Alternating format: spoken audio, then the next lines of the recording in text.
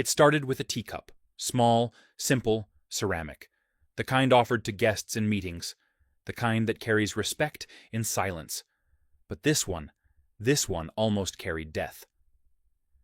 President Ibrahim Traoré was in a private meeting at a military base outside Ouagadougou. Nothing big, just a quiet gathering of senior officers and advisors to discuss logistics for an upcoming operation in the east.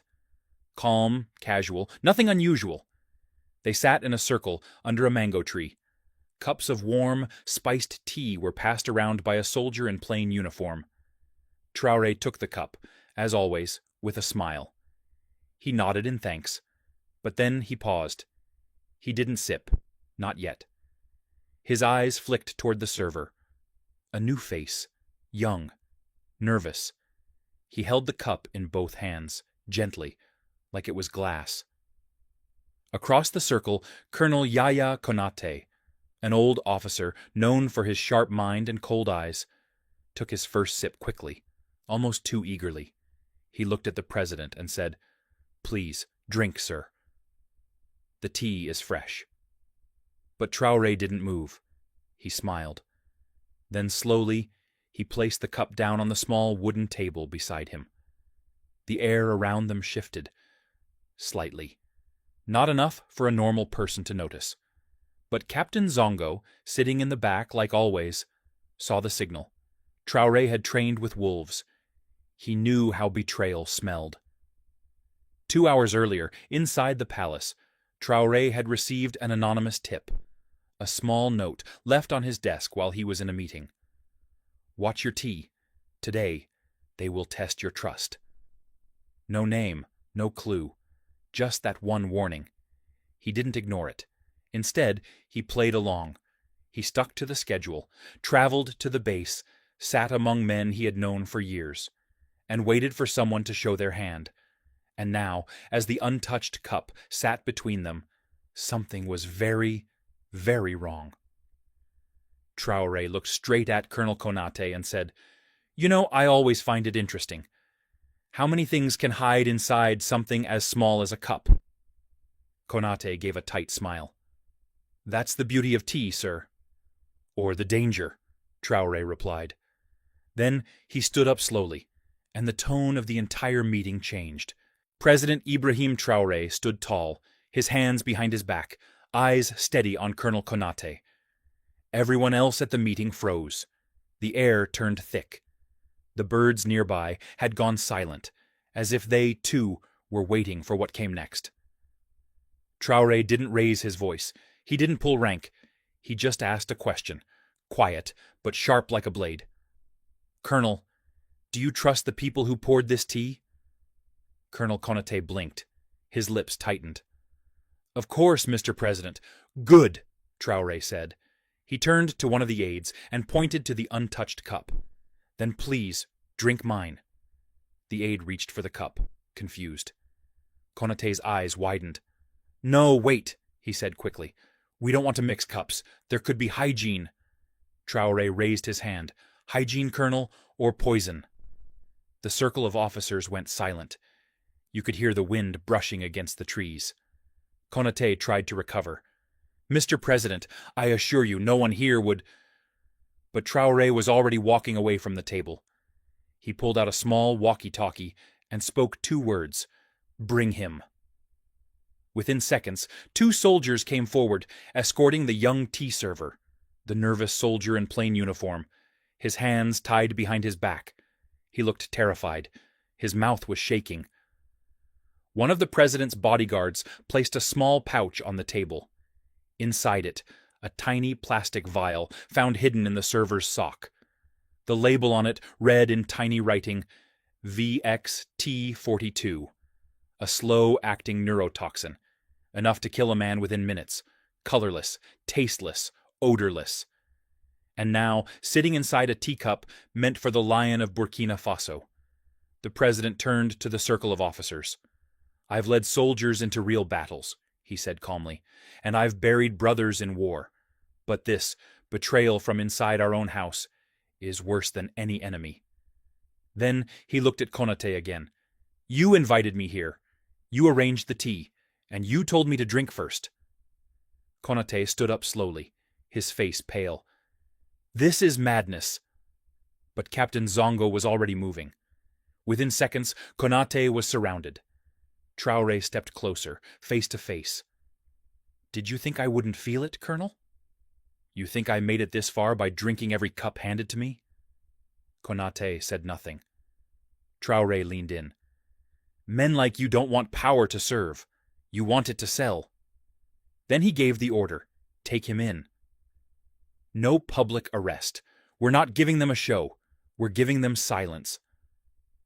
As the colonel was led away, the rest of the officers sat in disbelief. The poison had failed. But the message was clear. The lion had been tested. And he did not blink. Back at the palace, the traitor was locked in a cold underground room, the kind where the walls heard every word, but never spoke. Colonel Konate refused to talk. He denied everything, claimed he had nothing to do with the young tea server, said he didn't know about any poison, that he was being framed. But President Ibrahim Traoré wasn't interested in shouting matches. He believed in evidence, quiet, sharp, and solid. Captain Zongo walked into the interrogation room with a small black notebook. It had been found hidden in the soldier's bag. The tea server who nearly served death in a cup. Zongo flipped it open, showing it to Konate. This is your handwriting, he said. We checked. Inside the pages were coded names, meeting dates, and strange payment lists, including a large transaction just days before the attempted poisoning. But one name appeared more than any other. Le Chacal. The Jackal. Traoré was watching from behind the mirror. He turned to his aide and asked, Have we heard this name before? The aide nodded slowly. Yes, sir. It came up once in an intercepted call 3 months ago, linked to foreign intel. Traoré's expression hardened. So this goes beyond Konate. This was no lone wolf. There was a bigger hand behind the cup. Later that evening, Traoré called a silent emergency meeting with only his most trusted men, including Zongo, 2 counterintelligence officers, and 1 civilian cyber expert who had worked on decoding files in the previous coup attempt. They gathered in the underground war room. Zongo laid the notebook on the table. This name, Le Chacal, he's the handler. He gives the orders. The soldier was just a tool. Konate was the delivery system. Traoré nodded. So what we need is the source. The cyber expert worked fast, connecting phone records, digital trails, satellite pings. Most of the lines had been wiped clean, but one message stood out. It was a burner phone used only once. The text said, Pour la tasse, demain, il ne verra rien. For the cup, tomorrow, he will see nothing. Sent from a location less than 2 kilometers from the French consulate in Ouagadougou. Zongo looked up. So he's still here? Traoré folded his arms. If he's hiding in this city, then we are not hunting a ghost. We are hunting a man. And the hunt had just begun. The game had changed. No longer was it just about catching a corrupt colonel. Now, they were chasing the man behind it all, Le Chacal, the shadowy figure who gave the orders and vanished without a face. But Ibrahim Traoré wasn't going to wait for another attack. This time, he would strike first. The cyber expert traced the burner phone's final signal to a luxury apartment building in Ouaga, 2000, a quiet, upscale area known for diplomats, foreign business workers, and international aid contractors. The building had no cameras in the hallways. Too convenient. Whoever this jackal is, said Zongo, he has protection. He knows how to hide. Traoré leaned over the table in the war room. Then we don't search for him like soldiers. We smoke him out, like a thief. He approved a silent plan. Operation Glass Eye. No uniforms, no sirens, no announcements. Just shadows watching shadows. They placed watchers around the apartment block, disguised as cleaners, fruit sellers, delivery boys. One soldier posed as a building repairman and got inside. planting tiny cameras in hallway corners and vents. Then, on day 3, they saw him. A tall, pale-skinned man with a sharp jaw and dark glasses, clean-cut, calm, and always wearing a hat. He didn't match any official embassy staff, but he had a key to apartment 3B, the same location that matched the phone signal. He was careful. Never left at the same time, never used the same car twice. But he made one mistake. He ordered food. Traoré smiled when he heard it. Good, let's deliver it ourselves. That night, Zongo dressed as the delivery man, a bag of food in one hand, a tiny listening device in the other. When the door opened, the man stared hard at him. Cold. Sharp. He said nothing. Just paid in cash, took the food, and closed the door. But it was enough. The device had recorded everything. His voice, his movements, even the way he walked. Back in the war room, the voice was run through software. A match popped up. Alexandre Morel, a French intelligence officer linked to activities in West Africa, officially retired, but known in classified circles as Le Chacal. It was him, the man who gave the order to kill President Ibrahim Traoré over tea. But arresting him wouldn't be easy. He had no diplomatic badge, but if they captured him in public, foreign powers could scream kidnapping. If they raided the apartment, he could disappear in seconds. His exit routes were likely covered. Traoré thought for a long moment. Then he said, "Let's give him what he wants." Zongo raised an eyebrow. "Sir?" "We tell him, I'm holding a private dinner. Invite only. Important guests. He'll try again." Zongo nodded slowly. "And when he comes?" Traoré's eyes narrowed. "We end it." The trap was set. President Ibrahim Traoré announced a quiet, high-level dinner to be held inside the presidential villa. Just a few trusted guests. No press, no public list. Word spread quietly through the usual channels, just loud enough for a certain someone to hear. Zongo and the team kept eyes on apartment 3B. They didn't see Morel leave, but they did see his phone activate again. A new burner. This one pinged a message across the city. "La fenêtre est ouverte. Dernier service ce soir." The window is open. Final service tonight. They knew what it meant. Another assassination attempt was coming. But this time, Traoré was not the target. He was the bait. Inside the palace kitchen, the entire catering team had been replaced by counterintelligence officers in chef uniforms. Every utensil, every dish, every cup, checked and marked. Hidden microphones were placed under the dining table, in the flower vases. Even inside the salt shakers, no movement would go unnoticed. At 7:30 p.m., the dinner began. 4 guests sat at the table, all carefully chosen, loyal, silent, aware of the mission. Traoré sat at the head, calm, dressed not in full military uniform, but in a modest traditional tunic. He didn't want to look like a target. Zongo was in the surveillance room, eyes on every angle. "No movement from apartment 3B, he whispered into the mic. "No entry breach detected." But then, it happened. A waiter appeared with a tray of drinks. He wasn't one of their men. Zongo froze.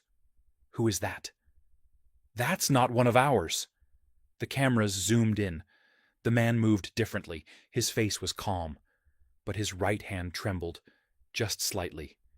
He set the tray down and stepped back. Traoré raised his glass, but did not drink. He looked the man in the eye and said, "Would you like to share a drink with your president?" The man hesitated. Traoré stood up slowly. "You've been running for a long time, Alexandre, but you made one mistake." The entire room moved in an instant. Chairs scraped. Guards burst in. The man tried to grab a pin from inside his sleeve. Something small, something sharp. But Zongo was already behind him. In seconds, he was pinned to the floor. "No gun?" Traoré said, walking over. "Just poison again? You really thought the same trick would work twice?" Morel, Le Chacal, looked up, his face tight with rage. "You've made enemies you cannot fight," he hissed. Traoré crouched beside him. "I'm not fighting them," he said. "I'm outliving them." He stood and gave the command. "No press. No parade. Fly him out tonight to the deepest cell we have. This is not a show. This is a message." Across the city, nothing looked different. But something huge had happened. A second attempt on the president's life had failed. The man behind it all, caught. Silenced. But Traoré wasn't finished. He knew this was not just about poison or politics. This was a warning. Someone out there is willing to kill for power. But now they knew. Traoré doesn't drink from any cup without checking what's in it. The silence after the storm was almost louder than the storm itself. No announcements were made. No photos were leaked. The man called Le Chacal, the ghost behind the poison, had vanished into a hole so deep the world would never find him again. But President Ibrahim Traoré knew the danger hadn't passed. He sat alone in his office the next morning, holding the same ceramic cup from the first attempt. Washed clean now, empty, but still heavy with meaning. He thought about the young soldier who carried the poison without understanding it. He thought about Colonel Konaté, once a man of honor, now waiting for justice in chains. And he thought about the people, the millions who trusted him without knowing how many nights he walked the edge of death. Then came a knock. It was Captain Zongo. "Sir," he said, "the military academy is ready for your address." Traoré nodded. That afternoon, Traoré walked into the courtyard of Burkina Faso's National Military Academy. Hundreds of young cadets stood in formation. They had heard the whispers. Something dangerous had happened, something big, but they didn't know the full truth. Traoré stood on the stage, microphone in front of him, no paper in hand. He didn't need notes. "Some of you may not understand the weight of the uniform you wear," he began. "You think it gives you power, but it gives you responsibility." He raised the cup. "This cup almost ended my life, not because of the tea inside, but because of the trust I placed in the wrong hands." He paused. The cadets were frozen. Some had wide eyes. Others clenched their fists. "You will one day guard this nation, but guarding it is not just about guns. It is about honor, about knowing when to speak and when to say no, even when money is offered, even when pressure comes from abroad." He looked across the sea of young faces. "I did not survive because I am clever. I survived because I never forgot one truth. A nation is only as strong as the loyalty of its lowest guard." He turned to Zongo and raised the cup toward him. "This is no longer a symbol of death. This is now a symbol of survival." He placed it on a stone pedestal beside the academy flag. "Let it remind you," he said, "that even the smallest item can carry betrayal or courage. Choose what you carry." The cadets saluted. Some wiped tears. That evening, Traoré sat quietly at the palace rooftop, watching the sunset bleed across the sky. He knew this would not be the last attempt. There would be more jackals, more poison. But each time, they would find the lion waiting, not because he wanted war, but because he was ready to die standing, rather than live kneeling. And so, the cup remained, not in a museum, not in his home, but in the hands of the next generation, a symbol of vigilance, of survival, and of one man's refusal to be broken.